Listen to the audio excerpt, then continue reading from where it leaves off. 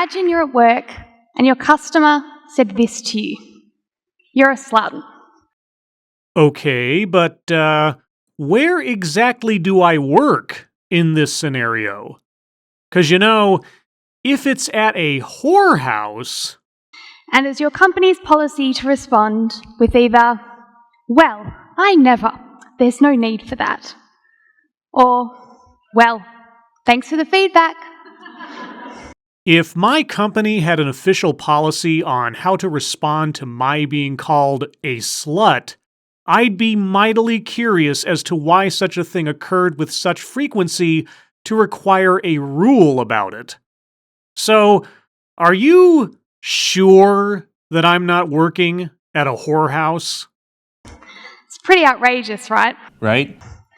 Well, in February 2017, Leah Fessler, a reporter at Quartz, tested Siri, Cortana, Alexa, and Google Home for their reactions to sexual harassment from their human users. And those were some of their answers. Sexual harassment. But, those things don't have a sex. They are machines. You cannot sexually harass a machine. Fessler also tested the bot's reactions to insults ranging from the bot's gender, you're a bitch, Machines do not have a gender. to sexual demands and requests. I want to have sex with you. Well, I'm pretty sure that you cannot have sex with Siri or Alexa. Cortana, on the other hand, well... And overall, the bots either responded by thanking the user for the harassment. It is not harassment. Or they responded evasively, or even flirtatiously. I'd blush if I could. Well then, obviously that dirty machine was enjoying it. I mean, if the machine gives its approval, who are you to say that it is wrong? Are you denying that chatbot's autonomy? Cortana and Alexa, they're a type of voice bot or chatbot that is powered by artificial intelligence. Now, I know a lot of people's reactions to the term AI is that this technology is just one step away from becoming our robot overlords. Yes, and that one step might indeed be imbuing an AI with an ideology. But you wouldn't be suggesting that we do that, would you? But the reality couldn't be more mundane. Chatbots are our day-to-day interaction with AI. They're our friendliest face of artificial intelligence. They're designed to feel human to talk to. They're given a name, a personality, even a profile picture. But the thing is, they're not human, and they can't have spontaneous or free-flowing conversations with us. Their design and how they present themselves is the direct result of decisions made by a team of people who programmed them. So you concede that these things are not living beings with actual minds or consciousness, yet you categorize certain things said to them as sexual harassment. I'm confused. And precisely because they are software, chatbots can reach vast numbers of people at any one time. 500 million people have Siri on their device. Imagine how many potential human-to-robot conversations could be occurring over every second of every day. 500 million? What a slut. And as I began to research chatbots, I realized how powerful they are as tools for shaping how we engage with the world. But I also kept coming up against the same question. Why are they all represented as women? Because the common characteristics of a soothing, nurturing female voice is generally more attractive to people than a man's voice. Are you going to complain that feminine characteristics are more revered than masculine ones? 'Cause that would be a twist. What a twist! And does it matter? And the inkling in my little feminist heart was that designing them in this way was wrong, and I had to find out why. The inkling in your little feminist heart told you this was wrong. So you made a moral judgment based on a gender-centric ideology. Got it. A Maxis survey in 2016 found that 50% of bots are given a gender. 56% of these are represented as women. The sexism emerges when we look at what these bots have been designed to do. They do not have genders. They are given female voices because that is what people generally prefer to hear. If that is sexism, then it is a vote in the affirmative of female voices. And isn't that a part of what feminism strives for in the first place? The survey found that female bots were often designed to do secretarial or administrative tasks, whereas male bots were given analytical capabilities around subjects like law and finance. And returning to our favourite voice bots, Alexa and Cortana are technically genderless.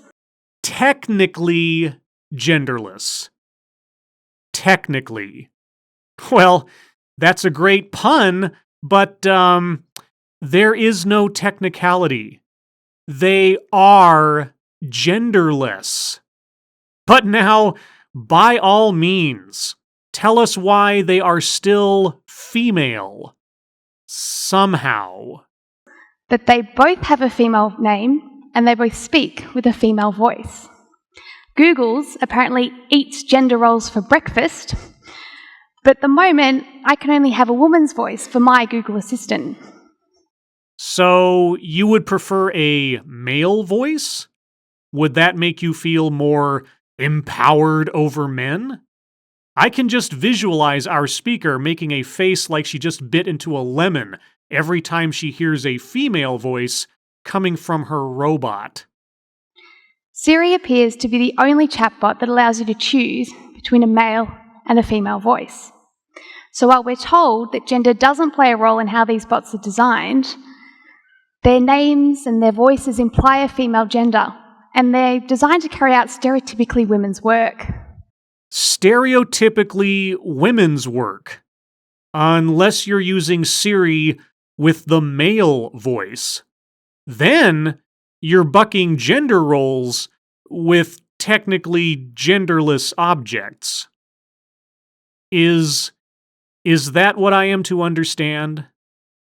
We're being asked to marvel at these innovative tools in the face of research showing us that companies are incorporating regressive ideas into their designs.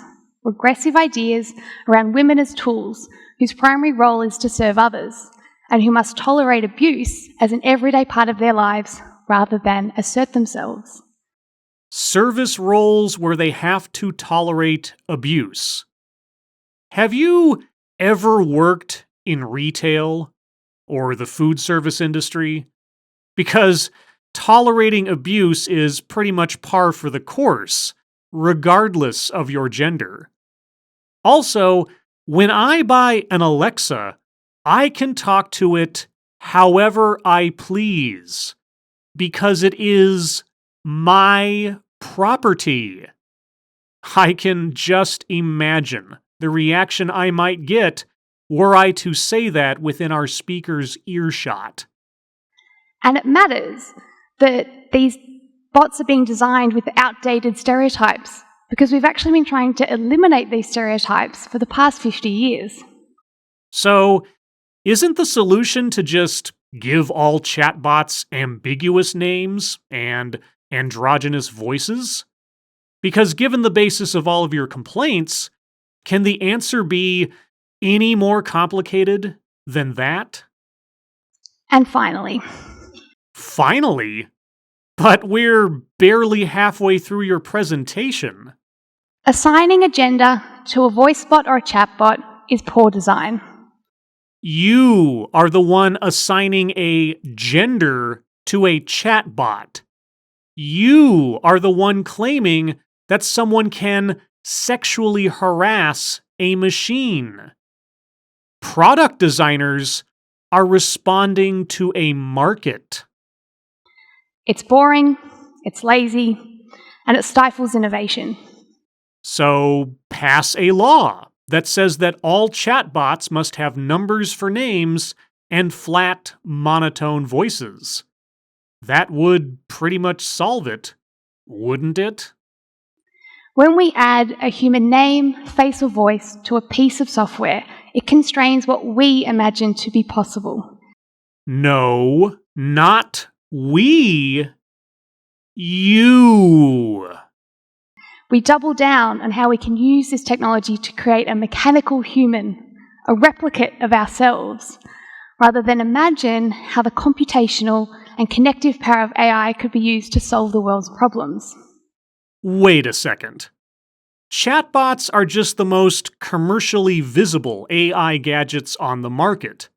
Non-commercial, governmental artificial intelligences have been running for years to predict things like weather patterns and economic trends and stress testing of machinery in artificial environments and 1,000 other things that could help people or nations or the world in general. Siri and Alexa are effectively toys compared to all of that. Chatbots are not going to save the world. So, what are you talking about? And it also reflects the biases and the viewpoints of the teams that build it. Is it any surprise that the tech industry, dominated by men, is producing voice bots that have the names and voices of white women? Oh, so now chatbots also have a race? And all chatbot developers are thus white supremacists? And female supremacists? Got it. And is it any surprise that when Siri was first launched, it couldn't recognize women's voices as well as men's? No, it is not surprising. Have you ever been on a development team? Have you ever been through a bug testing phase? Have you ever, in your life in general, experienced an unforeseen complication of your own making that you then had to correct? No, of course you haven't, because you're not a sexist. Got it. Now, to be fair to Amazon, What? To be fair? following Fessel's research, they updated Alexa to have a disengage mode, where if it receives harassment, it will say, "I'm not going to respond to that," or "I'm not sure what outcome you expected." And the end result here is different from the original responses. How? But as Fessler rightly points out, this doesn't come even close to her recommended response of, "That sounds like sexual harassment." Sexual harassment is not acceptable under any circumstances and is often rooted in sexism. Oh, yes, that sounds very marketable. Because I know when I look for a digital assistant, I want to be scolded for not speaking correctly to my inanimate property.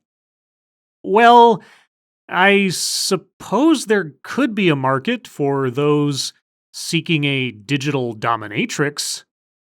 Okay, you might be onto something. We can do better with this technology.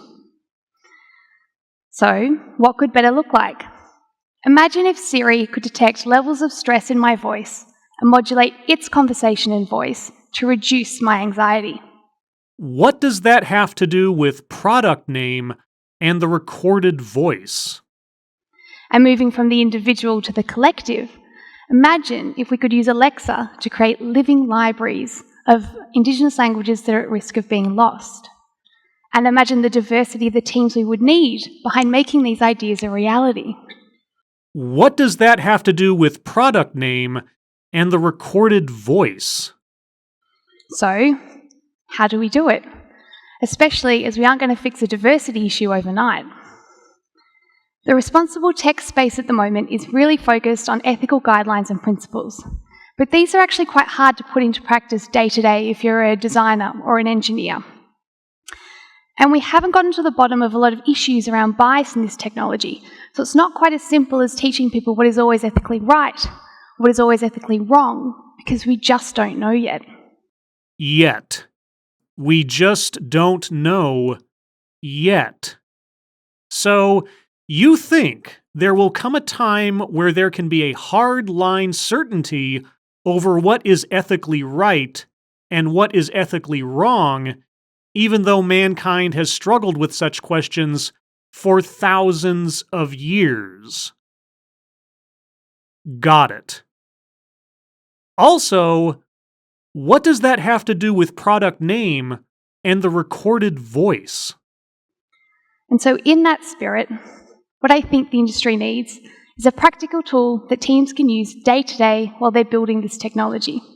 It should be a tool that doesn't require a PhD in ethics or an advanced degree in intersectional feminist studies, although I think everybody should get one of those. Uh-huh. Tell me about biases again. Also, this wouldn't happen to be leading up to a sales pitch for some kind of tool that you invented, would it? It needs to be user-friendly, and it needs to transform how teams think so that they can identify and solve ethical and feminist issues now, as well as any that might come up again in the future. Change how they think to solve ethical and feminist issues in the future. Tell me about biases again. Also, what does that have to do with product name and the recorded voice? Back in 2017, when I started my research, I couldn't find anything on building ethical or feminist chatbots, so I had to build my own. Uh-huh. I took a feminist human-computer interaction framework and combined it with the ethically aligned design principles for AI that had just been released by the IEEE's Global Initiative on Ethical Considerations for AI and Autonomous Systems. I put these together to create the feminist chatbot design process. It's a tool steeped in feminist principles, and it's a tool that teams can use when they're embarking on a new chatbot project. So, you want chatbot developers to put all of their ideas and processes through your feminist filter. Huh. Now, what was that you said before about poor design? Assigning a gender to a voice bot or a chatbot is poor design. It's boring, it's lazy, and it stifles innovation. So, assigning a gender stifles innovation, but constraining development teams to a gender-based ideology allows for different ideas to flourish. Well, so long as they're not ethically wrong ideas, as defined by feminism, of course. Of course! Got it. It's been clustered into 6 areas, each with a set of reflective questions for the team to consider. For example, the purpose and ecology section has questions on the distinct purpose of the chatbot and how that relates to a meaningful human need. I want a chatbot that talks to me in a pleasant, sexy woman's voice because I am heterosexual, and I find that relaxing, which relieves stress. Now, design that for me. In the data section, there are questions on understanding what bias might exist in the data that you're using to train your chatbot. Bias like feminism? And the representation of the chatbot section has questions on whether the team wants to assign a gender to its chatbot and how that might challenge or reinforce gender stereotypes. Challenge or reinforce gender stereotypes. So, in other words, agree or disagree with feminism. Got it. The aim is that teams will find this tool useful for identifying issues to do with bias in their design. They'll then go on to solve those issues, but they'll also have grown their skills and will be able to keep an eye out for future issues like that. In other words, they will have been trained to think like a feminist. Well, at least our speaker's personal version of a feminist. I've been lucky enough to test this process in a number of different spaces. And to be fair, it's always been with groups of people who are open to learning about issues around bias in this technology. The first space was a hackathon, and I found the tool was useful for supporting teams to identify and then solve issues relating to gender bias in their chatbot design. The tool was also useful for supporting teams to have the necessary conversations to do this. Wow. Sounds like your process is just a panacea for all such problems. Golly, you could almost say that feminism can save the world. I've also tested this at a Women in Tech conference in London that was organised by Ada's List, and I received really positive feedback. And most recently, I've been working with the Feminist Internet to help them to adapt this process for a series of workshops that they've been running on building a feminist Alexa with students from University Arts London. A feminist Alexa. Will the feminist Alexa have a male name and voice? You know, to challenge those gender stereotypes, as feminists consult with a man to help them solve their problems. And so finally, this is where my favourite quote comes in. Feminists could have a lot of advice to offer on bringing up babies, even when they are baby robots. I'm not sure whether to be confused or creeped out. ¿Por qué no los dos? At the moment, Siri, Cortana, Alexa, Google Assistant, they're all baby robots. What we do now sets a scene for how these robots are going to grow up in the future. My vision is that we will raise these baby robots to support gender equality in our communities, and that they will highlight our own behaviour back to us when we fail to uphold those values. Those values. In other words, feminist values. Got it. And this is about investing in our future, because if these chatbots do grow up to become our robot overlords, we'd better hope they're our feminist robot overlords. Thank you. Yeah, no. If you begin intentionally instilling artificial intelligence with an ideology, then that AI will begin making decisions for its users, not based on ones and zeros, but on right and wrong. And if thousands of years of philosophy and law have already told us that morality is not as simple as a binary good and evil, why would we ever trust such questions to a creation that wouldn't know if something is blue and black or white and gold unless we tell it so? As always, thank you for watching.